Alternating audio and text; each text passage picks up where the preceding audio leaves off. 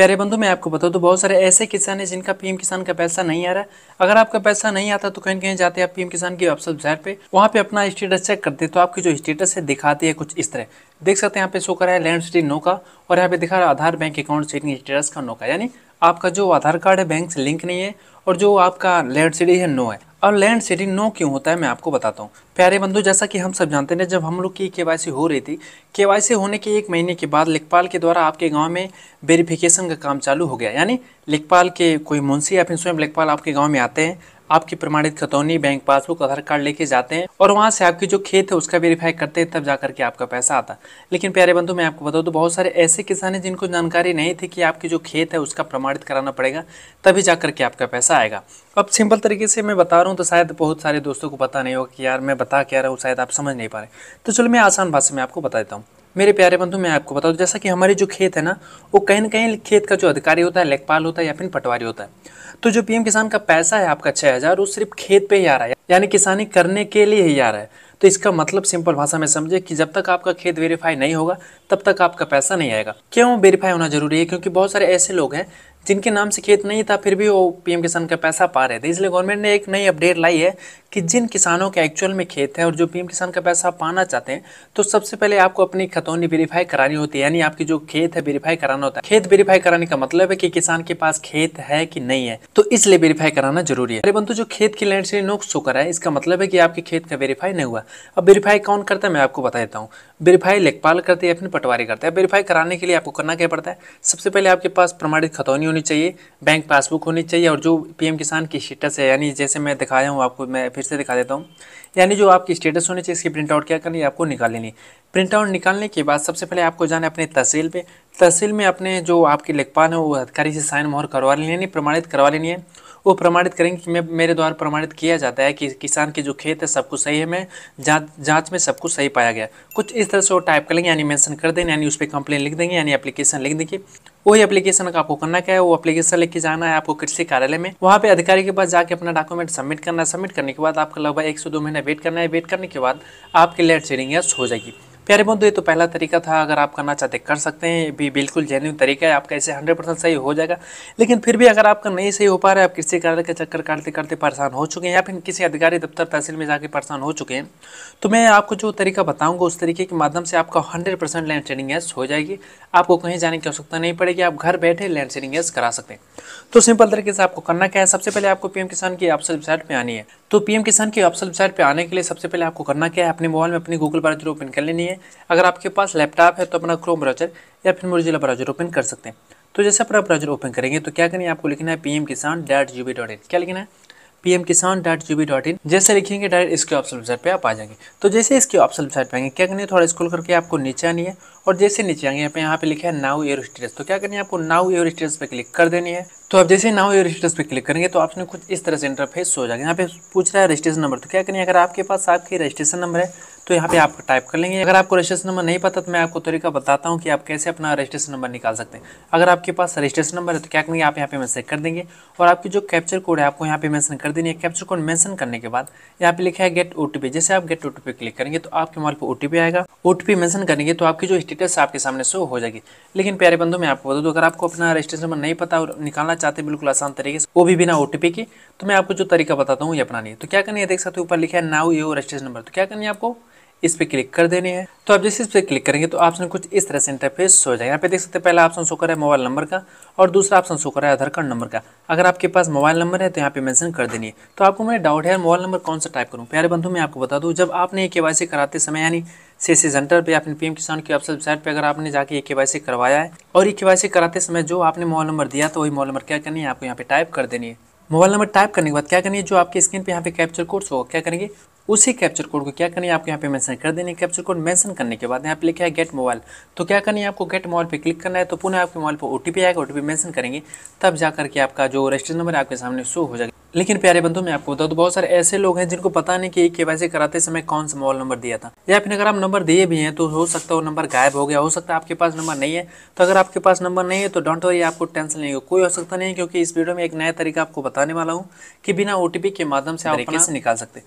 तो अगर बिना ओटीपी के अपना रजिस्ट्रेशन नंबर जानना चाहते हो तो क्या करना है, यहाँ पे लिखा है सेकंड आधार, तो क्या करनी है आपको आधार नंबर वाले ऑप्शन पे क्लिक कर देनी है। तो आप जैसे आधार नंबर वाले ऑप्शन पे क्लिक करेंगे तो आपकी जो वेबसाइट है पुनः रिफ्रेश होगी, आपके सामने शो हो जाएगी। तो क्या करनी है आपकी जो आधार नंबर है आपको यहाँ पे मेंशन कर देनी है। आधार नंबर मेंशन करने के बाद आपके स्क्रीन पे यहाँ पे जो कैप्चर कोड शो क्या करें, वही कैप्चर कोड क्या करेंगे आप यहाँ पे मेंशन कर देंगे। कैप्चर कोड मेंशन करने के बाद यहाँ पे लिखा है गेट मोबाइल, तो आप करेंगे क्या, गेट मोबाइल पे जैसे क्लिक करेंगे तो आपके मोबाइल पर वहाँ ओटीपी वाला ऑप्शन शो करेगा, लेकिन आपको ओटीपी मेंशन करने की आवश्यकता नहीं है। आपको नीचे गेट डाटा का ऑप्शन आएगा, उस पर क्लिक करेंगे तो आपकी जो रजिस्ट्रेशन नंबर है आपके सामने शो हो जाएगी।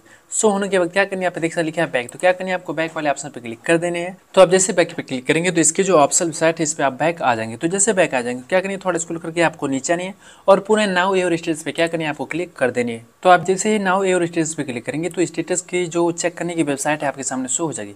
तो आपने जो रजिस्टर नंबर निकाला है क्या करेंगे वही नंबर यहाँ पे टाइप कर देंगे और आपके स्क्रीन पे जो कैप्चर कोड शो क्या करेंगे वही कैप्चर कोड आपको यहाँ पे मेंशन कर देंगे। कैप्चर कोड मेंशन करने के बाद आपको गेट ओटीपी पे क्लिक करना है, तो आपके मोबाइल पर ओटीपी आएगा। ओटीपी मेंशन करेंगे तो आपकी स्टेटस है कुछ इस तरह से आपके सामने शो हो जाएगी। शो होने के बाद सबसे पहले आपको आ जाना है एलिजिबिलिटी में और यहाँ पे देखना है लैंड शेयरिंग। यहाँ पे देख सकते लिखा है लैंड शेयरिंग नो का, तो मैं पहले ही आपको बता चुका हूँ कि लैंड शेयरिंग अगर ऐसा करना है तो कैसे कर सकते हैं ऑफलाइन तरीका। तो मैं आपको ऑनलाइन तरीका बता रहा हूँ कि कैसे आप सही कर सकते हैं। अगर आपका यहाँ पे नो शो कर रहा है तो इसका मतलब है आपको वेरीफाई कराना होगा लेखपाल के माध्यम से, तभी जाकर के आपका ऐसा होगा। और दूसरा देख सकते हैं यहाँ पे लिखा है ई-केवाईसी, अगर आपका नो शो करे इसका मतलब है कि आपका ई-केवाईसी नहीं हुआ है। तो ई-केवाईसी कराने के लिए क्या करनी है, आपको पीएम किसान के ऑप्शन वेबसाइट पे जानी है। वहाँ पे एक ई-केवाईसी का एक ऑप्शन है। अगर आपके आधार कार्ड पे मोबाइल नंबर लिंक है तो आप ऑनलाइन ई-केवाईसी कर सकते हैं, लेकिन अगर आपके आधार कार्ड पे मोबाइल नंबर लिंक नहीं है तो आपको अपने नियर बाय सीएससी सेंटर जाना होगा और अपने बायोमेट्रिक के माध्यम से आपको अपनी ई-केवाईसी कंप्लीट करनी होगी। अगर आपने अभी तक ई-केवाईसी नहीं करवाया तो जरूर करवा लें। अगर आप ई-केवाईसी नहीं करवाते हैं तो आपका पीएम किसान का पैसा रुक जाएगा, भविष्य में कभी नहीं आएगा। तो दोनों यहाँ पे चेक करने के बाद तीसरा आपको ध्यान देना है, यहाँ पे लिखा है Aadhaar bank account setting status no, यहाँ पे नो शो करे। अगर आपको नो शो करे तो आपको करना क्या है मैं आपको बता देता हूँ। अरे बंधु मैं आपको बता दूँ बहुत सारे ऐसे लोग हैं जिनका बैंक में आधार कार्ड लिंक है, फिर भी अगर आप स्टेटस चेक करेंगे वहाँ पे नो शो करेगा। नो शो क्यों करेगा, क्योंकि आपके बैंक में जाके आपका एनपीसीआई एक्टिवेट नहीं है या फिर डीबीटी एक्टिवेट नहीं है। डीबीटी का मतलब है डायरेक्ट बेनिफिट ट्रांसफर, गवर्नमेंट की जो भी पैसा आती है डायरेक्ट आती है, यानी डीबीटी अगर आपके बैंक में एक्टिवेट है तभी जाकर के आएगा। अगर डीबीटी एक्टिवेट नहीं है तो आपका सरकारी पैसा नहीं आएगा। तो क्या करना है, सिंपल तरीके से आपको बैंक में जाना है, कैशियर या मैनेजर से बात करनी कि सर मेरे अकाउंट में एनपीसीआई या फिर डीबीटी एक्टिवेट नहीं है। तो क्या करेंगे, कैशियर या मैनेजर आपको एक फॉर्म देंगे, फॉर्म एक डीबीटी वाला फॉर्म आएगा, वो फॉर्म आप सबमिट करेंगे। सबमिट करने के बाद 24 घंटे में आपके अकाउंट में एनपीसीआई एक्टिवेट हो जाएगा। एक्टिवेट होने के बाद आप पीएम किसान के ऑप्शन वेबसाइट पे आएंगे तो भी आपका स्टेटस नो शो करेगा। तो क्या करना है आपको, तो जैसे आपका बैंक से एनपीसीआई एक्टिवेट हो जाता है तो कम से कम 15 से 20 दिन आपको वेट करना है। वेट करने के बाद ऑटोमेटिक आपका जो यहाँ पे आधार सेटिंग नो शो कर रहा है आपका एस हो जाएगा। अगर तीनों में से आपका कुछ नो शो कर रहा है, मैं जिस तरह से बताया हूँ उसे आप रास्ता अपनाएंगे तो आपका सही हो जाएगा। लेकिन अगर आपकी लाइट से नो शो कर रही है तो मैं आपको ऑनलाइन तरीका सिखाता हूँ कैसे आप सही कर सकते हैं।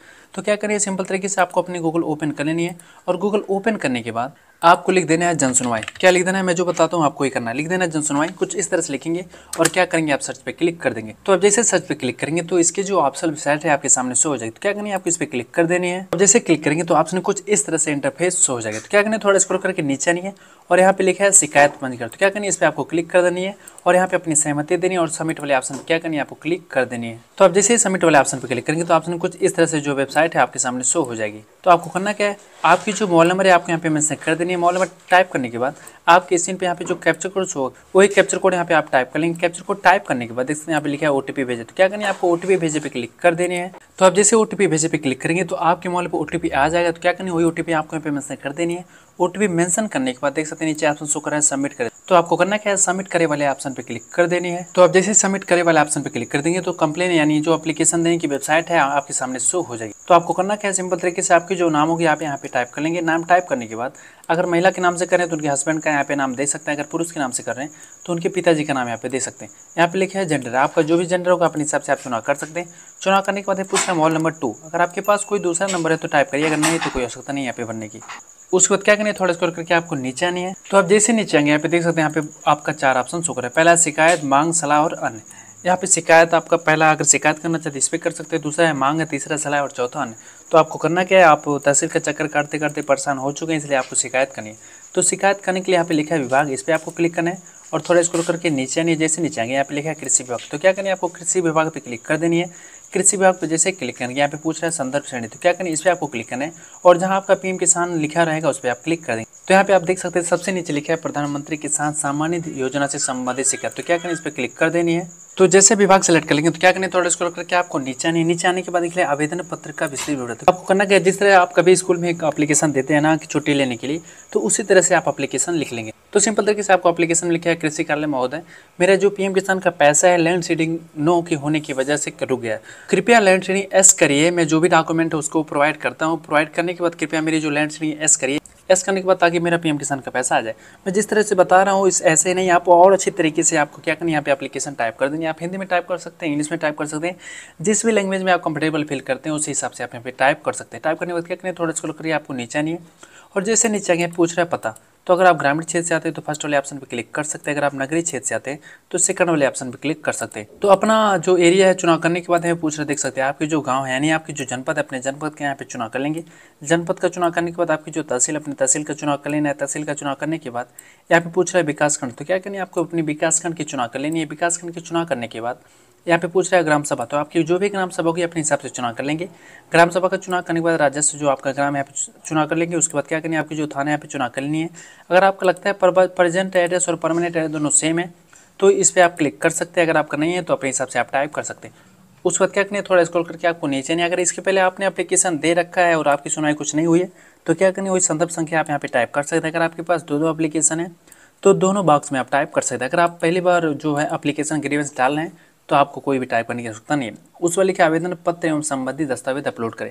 प्यारे बंधु, मैं आपको बता दूं आपको क्या क्या यहाँ पे अपलोड करनी है। सबसे पहले आपके पास बैंक पासबुक और आपकी जो लैंड सीडिंग की स्टेटस होगी, जो पीएम किसान की वेबसाइट से चेक करेंगे उसकी स्टेटस, बैंक पासबुक, आधार कार्ड क्या करनी है, आपको स्कैन कर लेनी है। स्कैन करने के बाद क्या करनी है, आपको उसकी पीडीएफ फाइल बना लेनी है। पीडीएफ फाइल बनाने से पहले मैं आपको बता दूं उसकी जो केबी होगी 500 केबी के अंडर में होनी चाहिए, यानी 500 केबी के नीचे होनी चाहिए। अगर पीडीएफ की साइज 500 केबी के ऊपर हो जाएगा तो आपका यहाँ पे स्कैन नहीं होगा। तो मैं आपको फिर से बता देता हूँ, जो आप यहाँ पे डॉक्यूमेंट अपलोड करेंगे वो आपका पीडीएफ होनी चाहिए। पीडीएफ के अगर पीडीएफ आप नहीं बना पा रहे तो जेपीजी में अपलोड कर सकते हैं, जेपीईजी में अपलोड कर सकते हैं या फिर पीएनजी में अपलोड कर सकते हैं। लेकिन आपको ध्यान देना है उसके साथ बैंक पासबुक, आधार कार्ड और आपकी जो स्टेटस उसको एक ही में अटैच होनी चाहिए। तो अटैच अगर करना चाहते हो आप पीडीएफ में कर सकते हैं, अदरवाइज जेपीजी या फिर जेपीजी में आप नहीं कर पाएंगे। तो क्या करनी है, पीडीएफ अटैच कर लेनी है और आपको क्या करनी है, यहाँ पे देख सकते लिखा है संदर्भ सुरक्षित, इस पर आपको क्लिक करना है। तो जैसे क्लिक करेंगे तो कंप्लेन की एक एप्लीकेशन आपके मोबाइल पर आ जाएगी और आपके स्क्रीन पर भी शो हो जाएगा कि आपका एप्लीकेशन नंबर है। तो आप जैसे कंप्लेंट डाल देंगे तो आपको क्या करना है, वेट करना है कम से कम 15 से 20 दिन। 20 दिन वेट करने के बाद क्या करनी है, पुनः आपको जन सुनवाई पोर्टल पे आनी है और यहाँ पे दूसरा ऑप्शन है शिकायत की स्थिति, इस पर क्या करनी है, आपको क्लिक करना है। क्लिक करने के बाद आपकी जो शिकायत संख्या क्या करनी है, यहाँ पे टाइप कर देनी है। शिकायत संख्या टाइप करने के बाद आपकी जो मोबाइल नंबर यहाँ पे आपको टाइप कर देनी है। मोबाइल नंबर टाइप करने के बाद आपकी स्क्रीन पे यहाँ पे जो कैप्चर कोड होता है, क्या करना है, वो कैप्चर कोड यहाँ पे टाइप करेंगे और सबमिट पे क्लिक करेंगे तो आपकी जो एप्लीकेशन है आपके सामने शो हो जाएगी। तो शो होने के बाद कंप्लीट उसमें मेंशन रहेगा कि आपकी जो लैंड सीडिंग है एस हो गई है, अब आपको टेंशन लेने की कोई आवश्यकता नहीं। और अगर आपको उसमें नो शो कर रहा है तो उसमें मेंशन रहेगा कि आपका किस कारण से एस नहीं हुआ। तो कुछ इस तरह से आप एप्लीकेशन डाल करके घर बैठे अपने मोबाइल से, लैपटॉप से अपनी जो लैंड सीडिंग है एस करा सकते हैं। अगर आप वेबसाइट पे जाके स्टेटस नहीं चेक कर पा रहे हैं तो आपको वेट करना है 15-20 दिन। अधिकारी स्वयं आपके पास कॉल करेंगे और आपसे पूछेंगे कि सर आपकी जो समस्या है सॉल्व हुई कि नहीं हुई है। अगर आपकी समस्या सॉल्व हो जाती है तो आपको बोल देना है हाँ सर मेरा समस्या सॉल्व हो गई है। अगर आपकी समस्या सॉल्व नहीं होती है तो आपको बोल देना है कि सर मेरी समस्या सॉल्व नहीं हुई है। तो आप जैसे बोलेंगे कि आपकी समस्या सॉल्व नहीं होती है, आपकी जो समस्या है बड़े अधिकारी के पास ट्रांसफर हो जाती है। बड़े अधिकारी अपने हिसाब से जांच करते हैं। जांच करने के बाद अगर आपका सब कुछ सही पाया जाता है तो आपकी जो लैंड सीडिंग है एस हो जाती है। एस होने के बाद पीएम किसान का पैसा आपके अकाउंट में आना शुरू हो जाता है। तो हमें आशा है हमने आपको जो भी जानकारी दी है शायद अच्छी लगी। जानकारी अच्छी लगी तो क्या करेगा, वीडियो को लाइक करेगा और साथ ही चैनल को सब्सक्राइब करेगा और साथ ही बेल आइकन जरूर दबा दीजिएगा ताकि जैसा मैं कोई जनरेट करता लाऊं आपके पास सबसे पहले मैसेज पहुंचे। अगर वीडियो देखने के बाद भी आपको मैंने कुछ कंफ्यूजन है, सवाल रह गया, फिर इसके पहले अगर आपने कंप्लेंट डाल चुके हैं और आपकी समस्या सॉल्व नहीं हुई है, क्या कारण शो कर रहा है, तो उसके लिए क्या करनी है आपको कमेंट सेक्शन में जरूर बतानी। तो चलिए दोस्त, मिलते हैं कुछ ऐसे शानदार वीडियो के साथ, तब तक के लिए वंदे मातरम, जय हिंद।